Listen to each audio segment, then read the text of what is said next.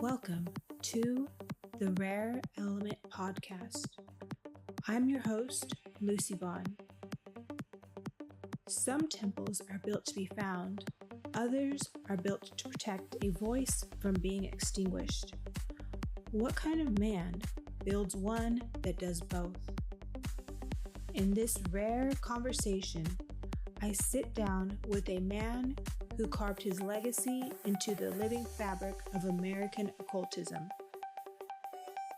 An author, filmmaker, broadcaster, Freemason, and the founder of the Order Templi Astarte. This is Poke Runyon. This is Rivendell. And this is the Rare Element. Okay. Poke. Okay. Thank you for being here, for letting me come and do this interview here. Mm-hmm. So we'll get started. The first question I have for you is, where and when were you born? In St. Petersburg, Florida, in 1935. And I grew up in St. Petersburg until World War II. And then during World War II, I spent the whole war outside of Atlanta, Georgia, with my grandparents, while my father and my uncle were both overseas in the South Pacific, and I had a lot of wonderful times in Georgia, which kind of have a bearing on magic, which I'll get into as we go get along into it. Mm-hmm. Yeah. Can you tell us about your childhood? Yeah, that was what I was going to say. Is when I was in Georgia, and this was during World War II, I and my other boyfriends, and we were all playing war games and whatever, and we all had hideouts. And we had hideouts in basements, because up there outside of Atlanta, that was everybody had a basement in the houses. Mm-hmm. And we had the kids, we had these hideouts, and they have secret passages to get into and everything. So we played cowboys and Indians and war games and everything in these hideouts. And quite frankly, I have come to realize that a magical temple is an adult hideout, a children's hideout. It's and magic, ceremonial magic especially, is a kind of an adult. It's an adult form of childish play, because we have all sorts of toys and all sorts of you see, ceremonial magic it partakes of drama, mm-hmm. It partakes of music, it partakes of poetry, and all of these things are entertaining and are exciting. It's a kind of a childish, return to childhood type activity for adults. Mm-hmm. And I can think of any number of analogies along this line, but because psychiatrists will tell you that children think magically, mm-hmm. and that magic is a childhood thought process. Mm-hmm. Well, yeah, but it's fun, mm-hmm. and the main thing about ceremonial magic, summoning of spirits, angels, and so-called demons, although most of them are really not demons, but they're spirits. But this is all fun. This is a fun thing to do, and it's challenging and it's fun, and and this temple that we're in right now, I built this whole temple myself. Now, granted, wow. Yeah, granted, as I grew up, when I was in my 20s, still in my 20s, I became a designer for Ringling Brothers Circus. Oh, wow. Oh, yeah. I designed the whole 63 show for the show for Ringling Brothers Circus. And this is why, if you take a look at this, circle on the floor, this is a result of my my work for Ringling Brothers. It can be stepped on by elephants. It's very, very strong. And the same thing with the altar over there. Magical temple furniture takes a lot of wear. You know, a lot of wax strips on it, and because we use a lot of candle wax and all. Anyway, magic is, as I said, is a childhood, is a kind of a continuing our childhood, and it's fun and it's fulfilling. What first led you to magic?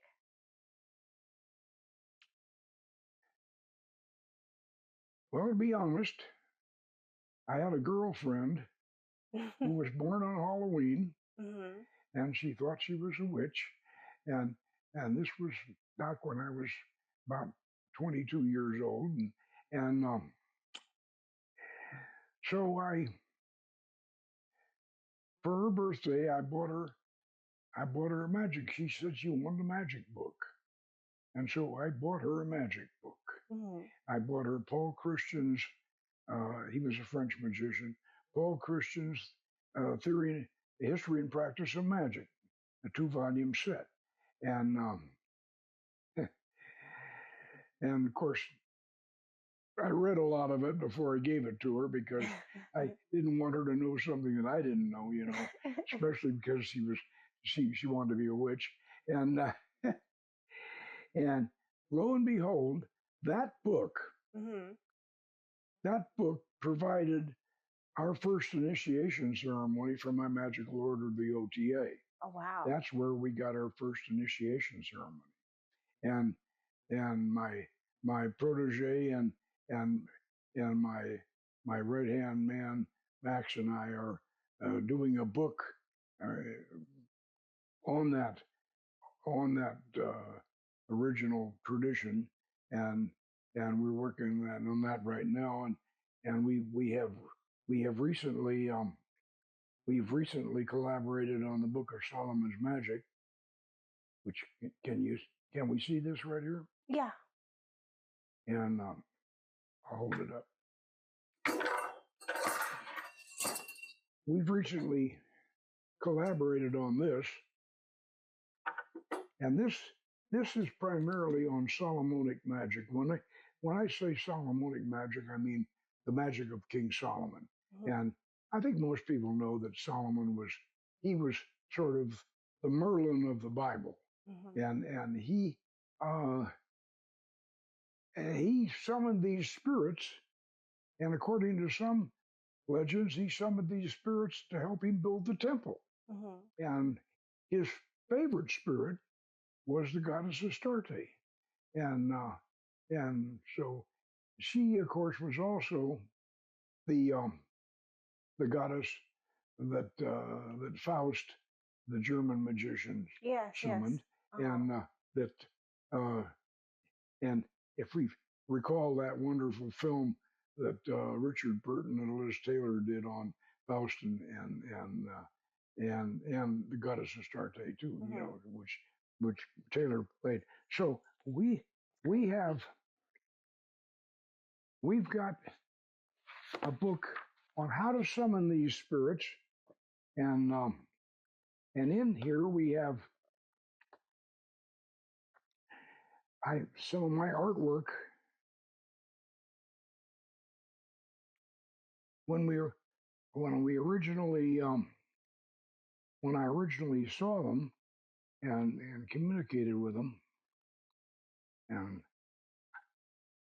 I should have marked this beforehand. It'll take me a minute to find it.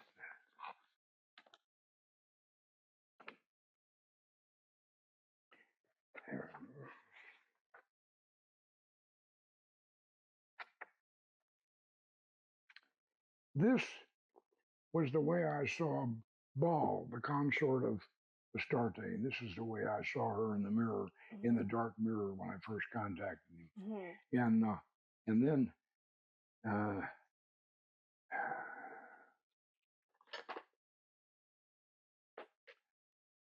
And this was the spirit Vishago. Wow. And he gave us quite a prophecy, and we made a video about it. And he predicted 9/11, and he predicted the assassination of the president of the Congo. And this was the way I first saw the goddess Astarte. Wow. Yeah. Beautiful drawings. Thanks. Now this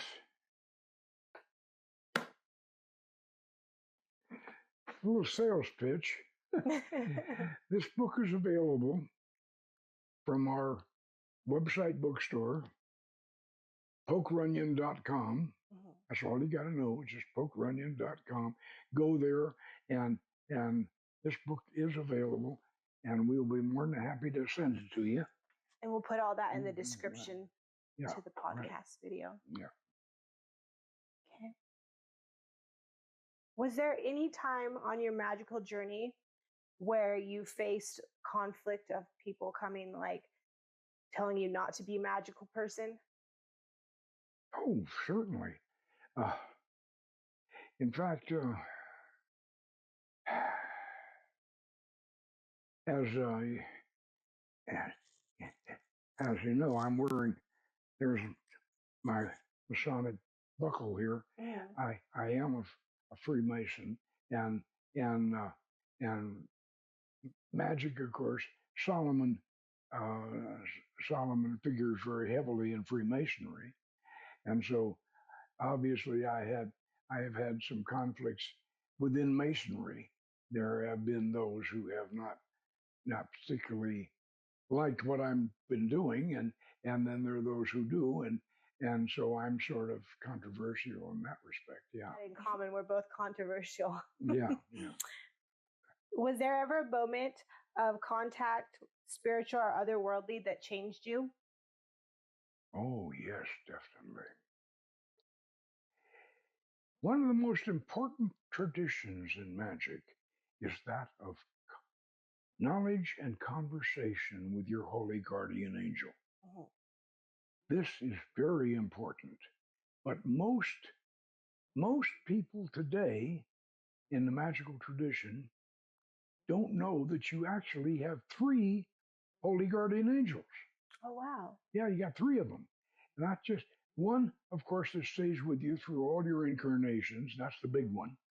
But then there's one that you're born with with your ascendant, the angel of your ascendant.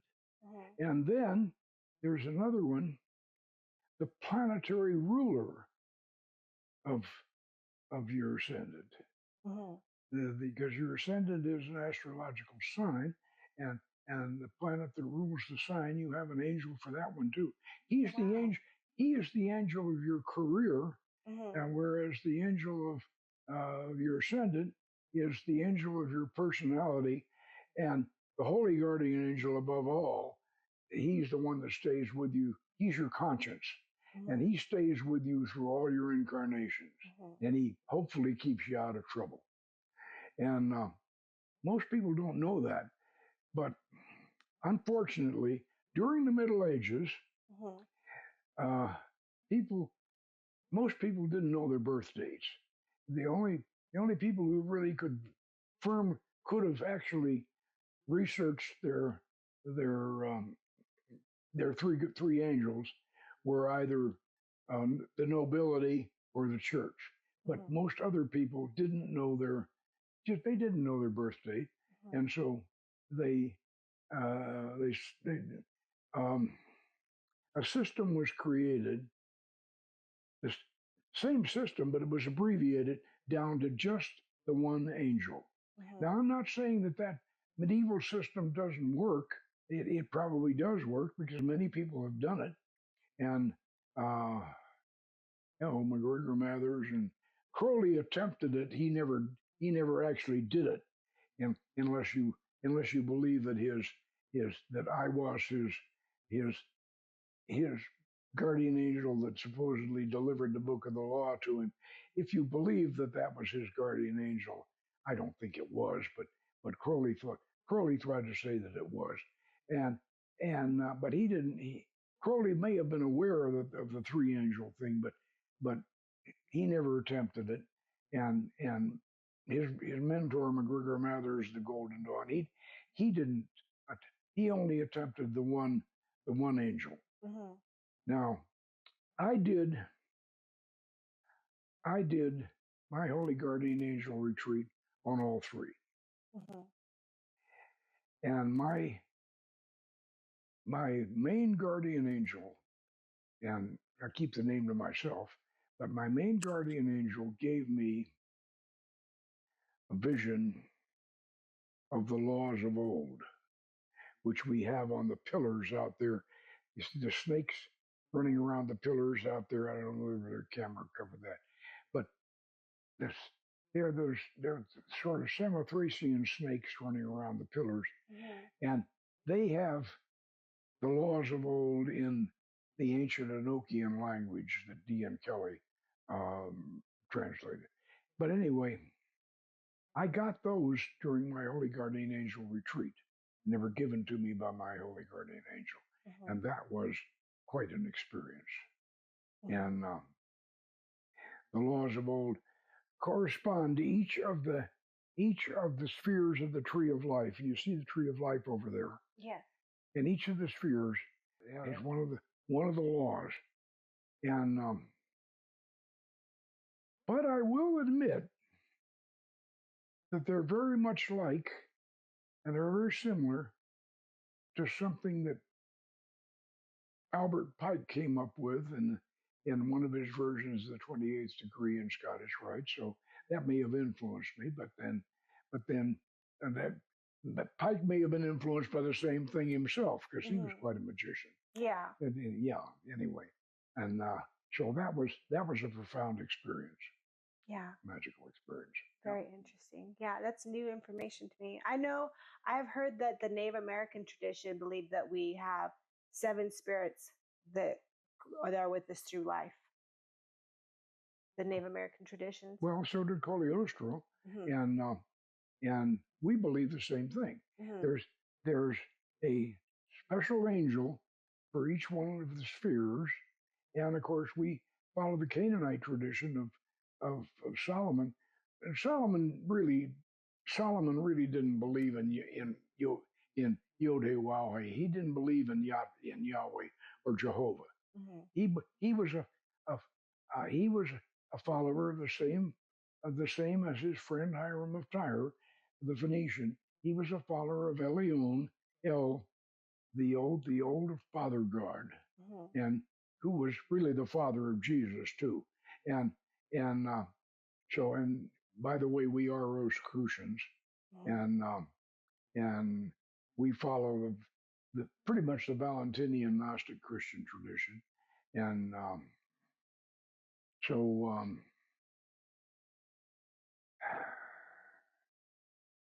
I think that. Very intelligent man. And I believe you said you served in the military as well? Hmm? You served in the military when you were younger? Did you serve in the military when you were younger? Oh, yes. I was in U.S. Army Special Forces, Mm-hmm. and I am a graduate of the Special Warfare School. Mm-hmm.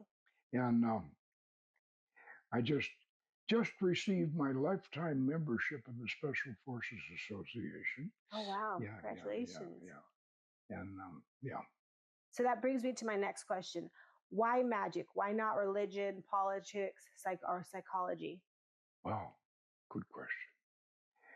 Magic, the way we do it, is a religion, and it certainly fulfills the religion. And of course, as you know, we follow Carl Jung along with a lot of Albert Pike, and you might say that you put Albert Pike and Carl Jung together, and you pretty much got where we're at. But magic is transformative, and granted, with a lot of children's toys and a lot of magical thinking and all, but like my very good friend and associate very good friend Lon Milo Duquette says, the only thing you can change with magic is yourself. Mm-hmm. Yeah. And the reality is that what you see is the reality that you're in. And you can change that by just changing basically your approach to it. Mm-hmm. And so a lot of magic's relation to religion is just your relation to the world and your relation to the universe. Mm-hmm. And imagine if you take a magician's point of view, you're responsible for everything because you are the center of the universe. Yeah. It's like if you go to Shambhala, don't go to Shambhala to find God. Go to Shambhala and take God with you because that's Yeah. the only place you're ever going to find him. Yeah. Yeah. Within. Yeah. Why was the O.T.A. formed and how did it get started? Well, I had a terrible illness. And I know it's not going to sound terrible, but it was terrible. I had an old atrophied gallbladder. My mother, but primarily, I grew up in the South, and I had a couple of black mammies that raised me as much as my mother, and one of them was a hoodoo lady, and the other one was just a good old Aunt Jemima type black mammies, and they. And I told one of my black friends one time, I said, soul food made me what I am. And the reason is that they cooked everything in bacon grease. Mm. And so what happened is by the time I was 30 years old, my gallbladder had turned to solid rock. Ouch. And I was dying. I was literally dying. And I've been trying to hypnotize myself because I thought it was an ulcer. And I can cure an ulcer because it's psychosomatic. I can cure it. But that's how I got into mysticism because I kept hypnotizing myself, but it didn't do any good. The pain would keep coming back. Oh my God, you got a gallbladder that's solid rock and it was as big as my fist. Mm-hmm. You can't hypnotize it away. And so I got into Tibetan mysticism, and I didn't know any Tibetans at the time. I eventually did, but all I had was the Evans Wentz books. But I started a personal practice of Tibetan mysticism, Mm-hmm. Tibetan Tantra, Mm-hmm. and I got pretty deep into it, and then I discovered or rediscovered Western ceremonial magic. I got some books on it, and then I switched over from Tibetan Tantra to ceremonial magic. Mm-hmm. And then I wanted to contact spirits, but I couldn't. How do you bring spirits to visible appearance? And I struggled and struggled and struggled and struggled trying to summon spirits. So, and continued to hypnotize myself. Mm-hmm. And finally, I discovered that God created man in his own image. Mm-hmm. Now, not only does the Bible say that, but Hermes Trismegistus says that too. And that's the truth. God created man in his own image. And so if you stare at your reflection in the mirror, in a dark mirror, in the candlelight, and you stare at your reflection, it's going to fade out. And if you're conjuring, what fades back in is what you're conjuring. Mm-hmm. Immediately, people will say, "Oh well, yeah, well, we all know that. That's the way the Hindus do reincarnation." Mm-hmm. Well, that's okay for Malkuth if you're going to operate in the sphere of Malkuth. That's what you're do that. That's what you're going to get. You're going to get a previous incarnation. Mm-hmm. But if you operate in Yesod, and I'm looking at the tree of life, where all the spirits are, Mm-hmm. then you're going to get the spirits you're asking for. Mm. And this is, by the way, a scientist by the name of Troxler did this, and so ever since then, like scientists always do, if a scientist discovers it, they called it by the scientist's name, not by something that's been done by thousands of people for years and years and years. And so it's called the Troxler effect. Mm-hmm. And because Dr. Troxler he's the first scientist who did it. Yeah. So now we call it the Troxler effect. Okay. But otherwise it's been known for, centuries. And so I summon the spirits that way. And a lot of people don't like that. They don't like to realize that because you can't use it for black magic. How in the dickens are you going to use your own reflection to bring up something and stick it on somebody else? It's going to affect you because you're using your own reflection. Yeah. And they want black magic, and they want to do, a lot of times, a lot of these people that do the Goetia, they just want to do demons. Summon demons. And the Goetic spirits, most of the Goetic spirits really aren't demons. They're old ancient gods. They're ancient gods that have been put. The Jews put them down in the Cliffoth, which is a horrible place. But the Goetia is actually a Christian grimoire, and most people don't realize this. Mm-hmm. But if you look at it closely, you'll find that all the spirits are in Tartarus. They're in the classical Tartarus, which was adopted by the Christians, and so therefore Goetia really is a Christian grimoire. And so, but the people that want to use black magic, they want to put them in the Cliffoth. All right, they can do that if they want to. But then they're going to be the ones that feel the bad effect if they try to stick one of those facial reflection manifestations on somebody else. Yeah. Why did the Jews put the spirits in the Cliffoth? They put their spirits in the Cliffoth because they believed that women are the source of all evil. All evil. Mm. Yeah, they are. And Lilith, there's stories about Lilith, and of course Eve is responsible. She bit the apple and she offered the apple to Adam, and then women are the source of all evil. They aren't even allowed in the synagogue, and so they're going to put all the demons supposedly fell into the Cliffoth like broken shells, and the evil spirits in the Cliffoth. And the Cliffoth is a horrible place. Mm-hmm. It's the bottom of the tree. It's a garbage dump. Mm-hmm. But Tartarus is, as we know from Greek mythology and from Dante, even from Dante, it's not a terrible place.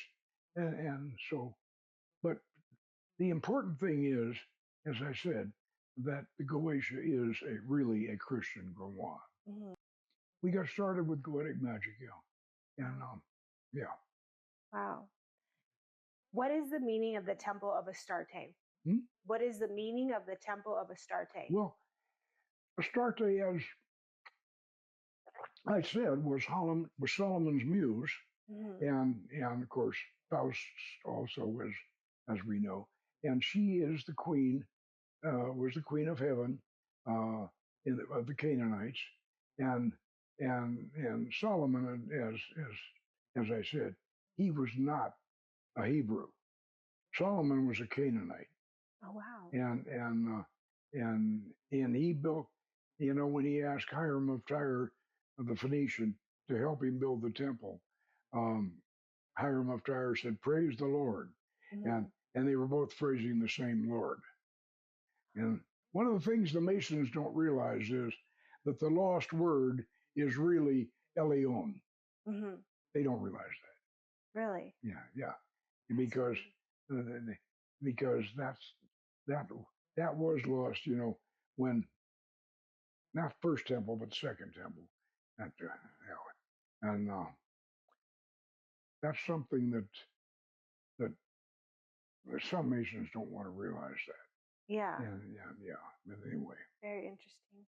My next question is, how do you define ritual magic and how does it connect to otherworldly intelligence?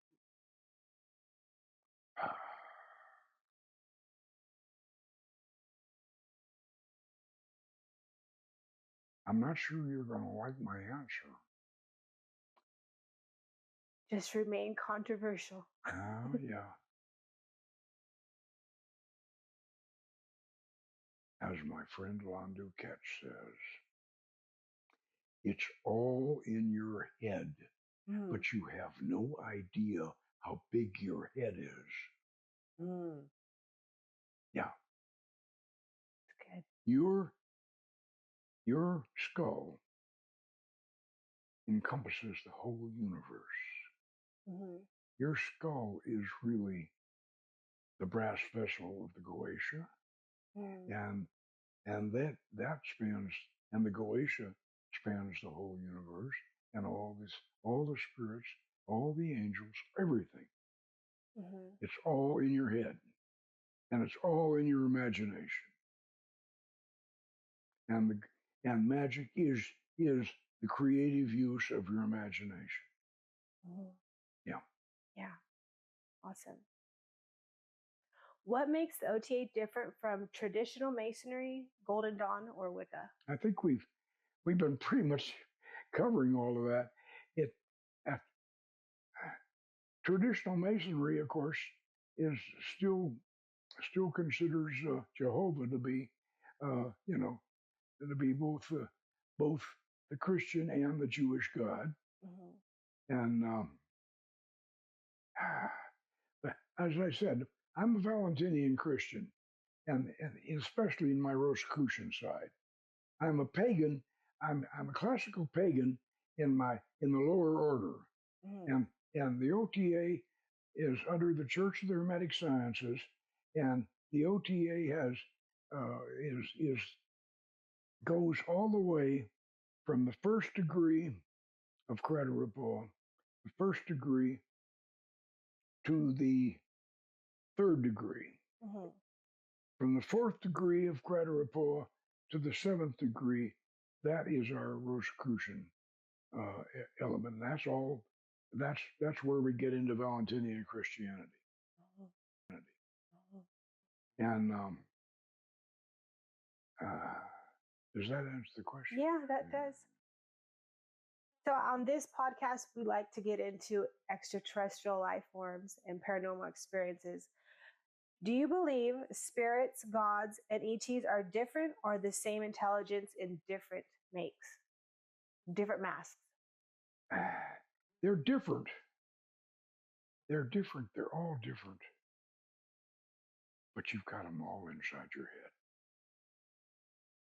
I know that's a paradox, and it's kind of difficult to turn yourself inside out, but you have to do it. You have to realize that you are the center of the universe. You're the center of the universe. And everything you see, we have any number of different realities, but three realities encompass them all. The first reality is your personal reality. And then there's your shared reality.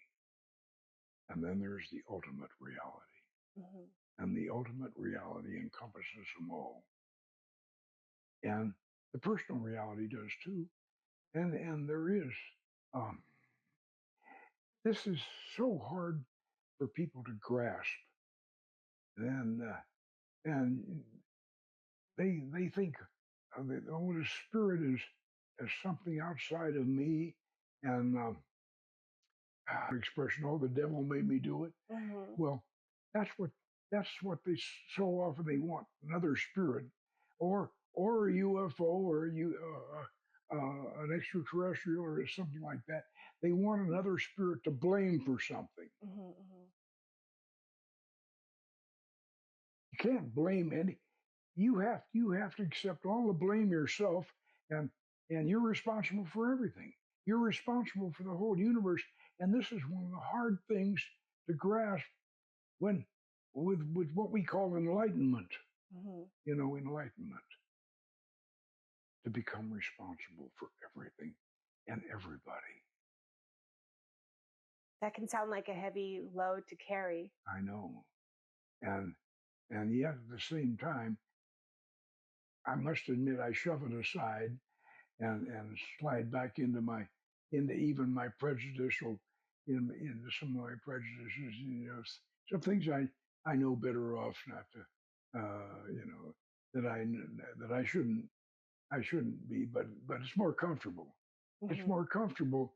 It's more comfortable to live in an unenlightened state. But you are going to, if you follow this path, you are going to eventually achieve enlightenment. Mm-hmm. I can almost guarantee it if you progress along the lines that we progress, because that's the nature of the Holy Grail. And the Holy Grail really is inside you. And anyway, have you got another question? Yeah, I got a few more. You know what? They told me to be quiet. They said power is dangerous. So you know what? I made it look good. Everything I create begins with one belief: that beauty and power were never meant to be separated. That desire isn't dirty or dangerous. It's divine. They said original sin was the fall of mankind. But it turns out it was just the rise of woman. I learned that good was just another word for small. I don't do nice. I do honest. I do beautiful. I do whatever the hell I want. Every collection I create, every word I write, is a middle finger wrapped in velvet. If that makes you uncomfortable, good. You're waking up, dear. Babe, this collection is for those who dare to feel deeply and live without apology. If you know what that feels like, then you know what? You already belong here. This is Original Sin, where power gets dressed in red and truth always looks better in heels.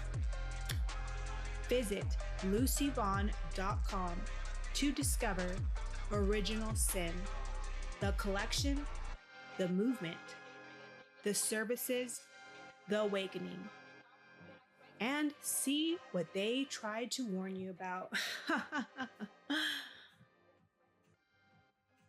When we step inside the temple space, what makes it different than the mundane world? The only thing that makes it different is our intention for it to be different. Mm-hmm. If we intend it to be different, it will be different. Mm-hmm. And it will be charged. And like I said, when we sit around, and I don't know whether you've done this yet with us, but you'll sit around a stool looking up at the crystal, and we're calling down an angel, and the crystal will start to glow, and we'll have an aura and a sort of a purple aura around the crystal, and and you kind of know you're on holy ground, and you have a presence. And then the angel, and then, if I ask you, uh, sister, does the angel speak through you? And then you can just start channeling, and most of us do. And so we'll have an evening with an angel. We'll all have the angel talking through us. It's a wonderful experience. And yet that angel belongs to all of us. And that angel and the crystal belongs to all of us. And the aura, everything we do ourselves. And we put ourselves in this state, and we have rules, and we have our rules for this state and how to get into it. And we use a lot of yoga and a lot of hypnotic techniques, which, quite frankly, a lot of so-called ceremonial magicians don't. All we have to do is recite the formula and recite the ritual, and things will happen. Well, maybe things will happen, but there's more to magic than that. There's the intent Yeah. behind it. Yeah. Can ritual be a form of technology, like a tool of real interaction? Oh, yeah, certainly. And yeah. All right. What must be preserved for future generations of seekers? The big thing I'm trying to get across, and as I say, I get so frustrated. I get so terribly frustrated when I try to explain what we've been talking about, that this is all in your head, and this is all a mental process, and this is all directly in keeping with scripture and with Hermes Trismegistus, the Hermetic treatises which these people read and don't understand. I mean, senior magicians, people who write books on ceremonial magic. One of them wrote a book called The Techniques of Solomonic Magic. Wasn't a single technique in the book. Wow. Yeah. And yet he's got this title, The Techniques of Ceremonial Magic.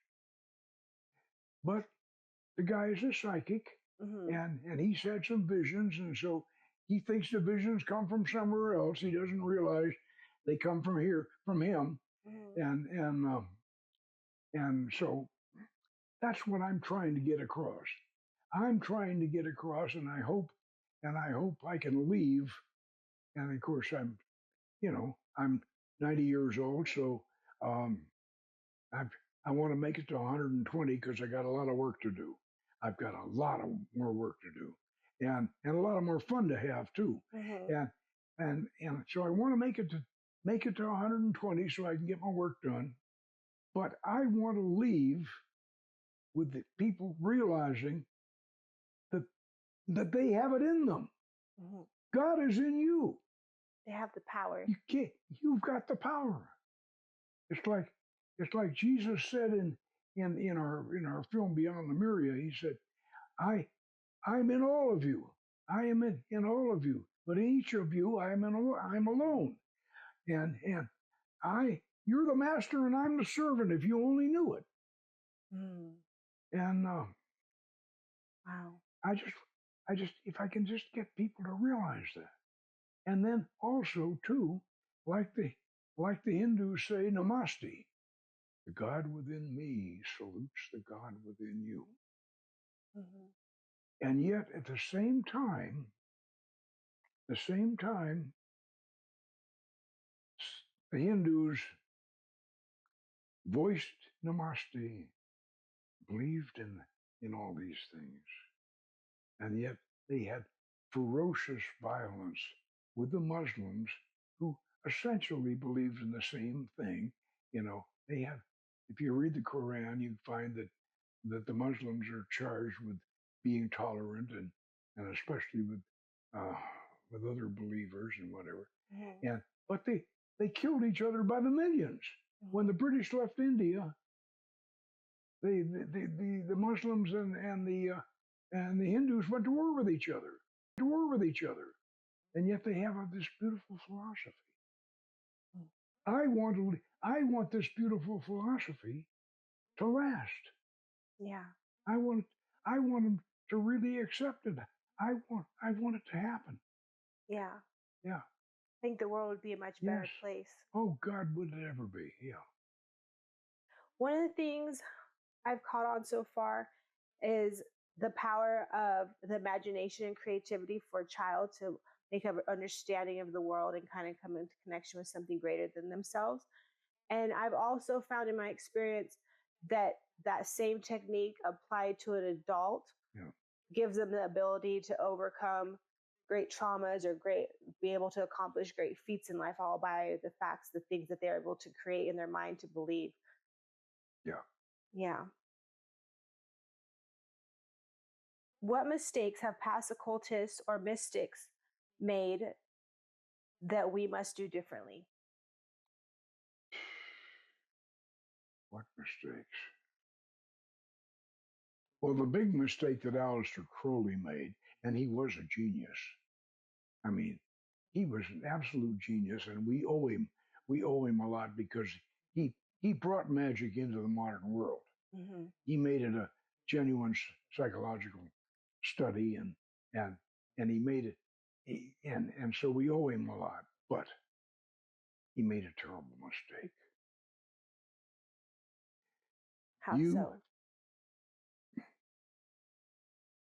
You have to live your principles. And I haven't always done that. I've been a naughty boy at times, and Crowley was such a naughty boy that I mean, he was the things he did and didn't do, and he really just he virtually discredited his whole his work. He discredited his work by his actions and by his lack of morality and by his and you see, this is another thing that I'm going to preach a little bit about.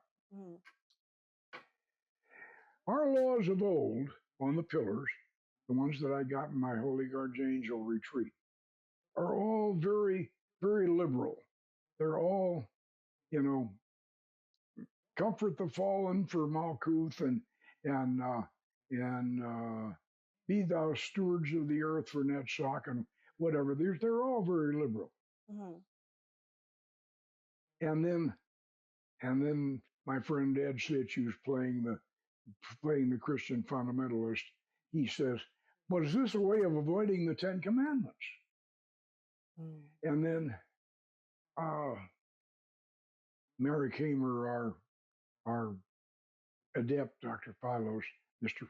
Master Philos, says, "No, but wouldn't it be easier to obey those thou shalt nots if we first believe these thou shalts?"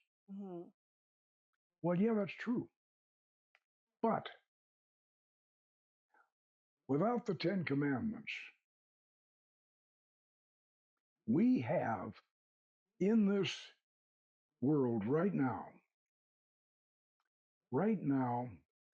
and Helena Blavatsky, who I finally recognize as a very, very, very intelligent and very knowledgeable magical adept. She predicted that we would become more and more sociopathic, got further into the Kali Yuga, which is the aeon of destruction that we're in right now. And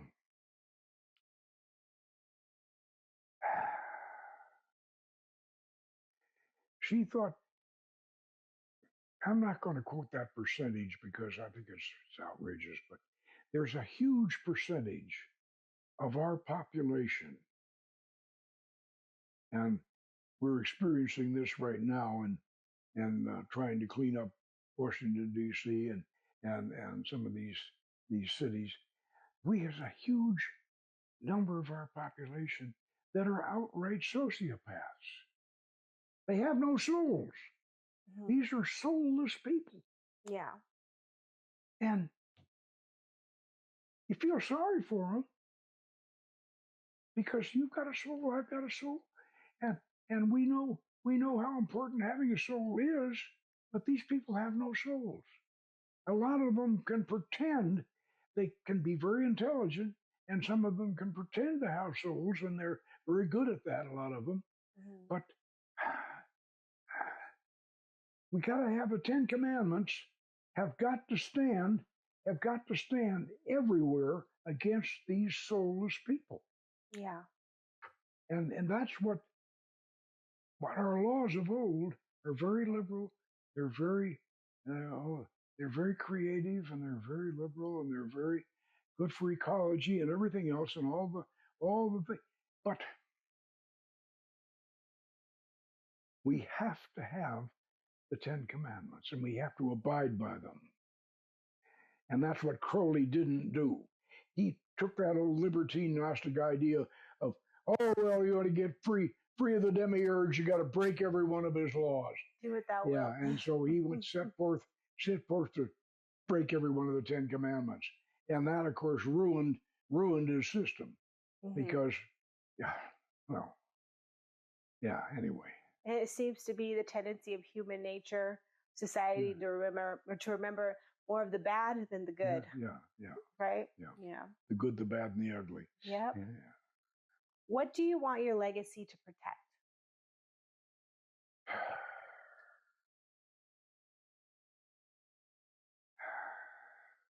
What do I want it to perfect? Protect. What do you want your legacy to protect? Oh, I want it to protect the principles, primarily the principles of Valentinian Christianity, because our big problem, and it's a problem with Masonry, and it's a big problem, is the big important thing about Valentinian Christianity is that the soul, human soul, is not complete. It is not complete until it is reunited in marriage, and the creative act of marriage produces the family, and the family is the basis of everything. Now, granted, I lost my daughter and my first wife, and all, and so I've suffered a loss, but at least I've tried. I've fulfilled my obligation to have a child and raise her well, and even though the Lord saw fit to take her, but I've made mistakes and all that, but marriage and the united soul, your wife, a man's wife is his soulmate, and that's the whole soulmate principle got started with Valentinian Christianity. And Valentine realized that the soul was androgynous, and his concept of Christianity, of Christ, was androgynous, and the concept of the soul uniting in marriage, that was the sacrament of Valentinian Christianity, was the sacred marriage. Unfortunately, Crowley didn't realize that he really was a Valentinian Christian. He didn't even know he was, and he hated Christianity because of his mother. His mother was a tyrannical fundamental Christian, and thought he was the beast, and all that, but he really was, and the Gnostic Mass really is a sacred Mass, even though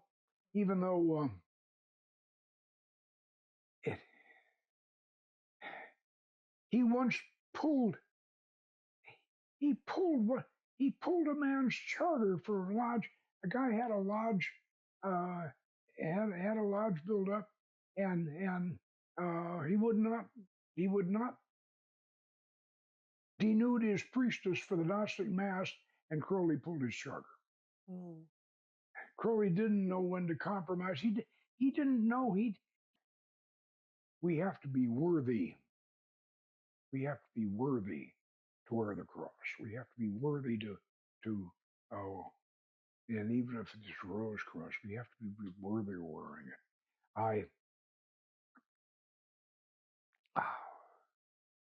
I just hope we can unite. We can unite. I don't. We're not going to. We're not going to completely restore the divinity of the female, but I would very much like to. That's a legacy I would like to encourage. I would encourage and leave, and so we can consider men and women equally, spiritually and morally, and every other way equal to each other. Mm-hmm. And I'd like to see that. Mm-hmm. And so I'm really, even though I'm supposedly a macho kind of guy, I'm actually, believe it or not, I'm actually a feminist in that sense. Mm-hmm. Yeah, Mm-hmm. very definitely. Yeah. That's very interesting. Before we go, can you tell us about the film that you're doing with Johnny Royal? Yeah. The documentary? It's called American Magic, Mm-hmm. and it involves really a lot of what we have been discussing. Mm-hmm. And one of the most important things about it is it opens up with the Rose of Paracelsus, and this is a kind of a magical passion play or allegory, if you will. But the story goes, and it's been used as a theme for a book by a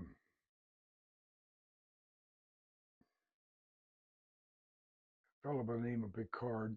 He used it as title for a book, the story, but the story was recounted by the Latin American writer. What was the guy's name? Well, this Latin American writer wrote the old legend, but what it is Paracelsus, the famous alchemist and magician, wants a disciple, and he prays for a disciple, and a young man visits him, and the young man visits him and brings in a rose in his hand, and he says, Paracelsus, if you if it's said that you can burn a rose to ashes and then resurrect it from the burned ashes, and I brought this rose, and I want to burn it in your fire, and I want to see you resurrect it. And if you do, I'll be your disciple, and I will be with you, and I'll be your apprentice, and I'll preserve your legacy, and I'll be your successor, and I'll glory in all your teachings. But first, I want you to prove to me that you can do it. Mm-hmm. And he throws the rose in the fire. And Paracelsus looks at him and says, what you're asking me is not magic, it's alchemy. But I can do it with magic. But you must do it yourself. I can teach you how to do it, but you must do it yourself. But it's magical, it's not alchemical. And the student says, well, obviously I've come to the wrong man. Obviously you're he's just virtually telling Paracelsus, well, you're a fake and at least you're admitting it. And he walks out. Mhm. And so then Paracelsus, after the young man has walked out, Paracelsus goes to the fire, takes the ashes, and puts them in his hand. And then he says the words, and out of his hand grows the rose. Wow. That's the way we start off the movie, Mhm. American Magic. And what I'm trying to do all through the movie is just what we've been doing in this interview, of trying to convince everybody that magic is here and here. That God is nowhere except in you. Mhm. And if you've got God in you, you have the power and you can do it yourself. And that's what American Magic is all about. Wow. Yeah. I look forward to seeing that. When is that going to be coming out? It should be out by this. Well, it'll be available by around Christmas. Mhm. Don't you, Max? What do you think? Probably.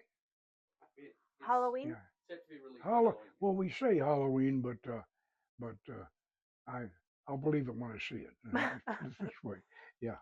And is it going to be on Amazon Prime? Oh, or sure. Amazon? Yeah, it'd be on Amazon. And right now, while we're at it, I have a film on Amazon Prime Mhm. called Forbidden Occult, and Forbidden Occult is all of our previous documentaries in 4 chapters, and you can watch them all on Amazon Prime, and the title is Forbidden Occult. Yeah, I've seen Yeah. those. They're very good. Oh yeah. Well, I want to thank you so much for doing this interview with me. It's been very enlightening. Would you like to close us out with a final reflection, maybe an invocation or a message to the listener? Final message. Yeah. Let me think.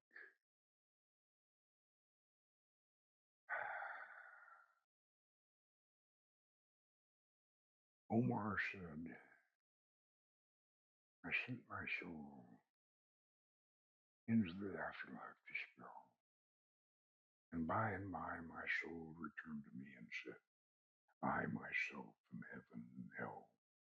Heaven, but the vision of fulfilled desire, and hell, but the shadow of a soul on fire.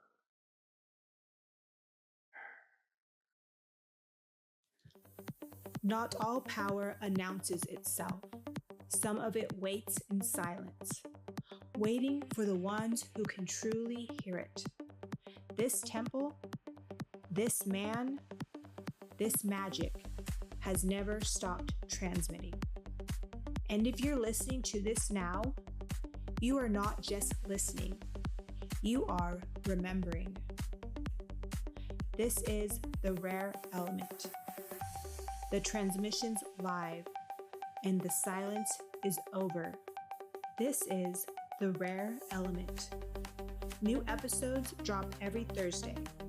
Subscribe on Spotify, Apple Podcast, YouTube, Podcast Addict, or wherever you get your podcasts. And remember, you are never alone.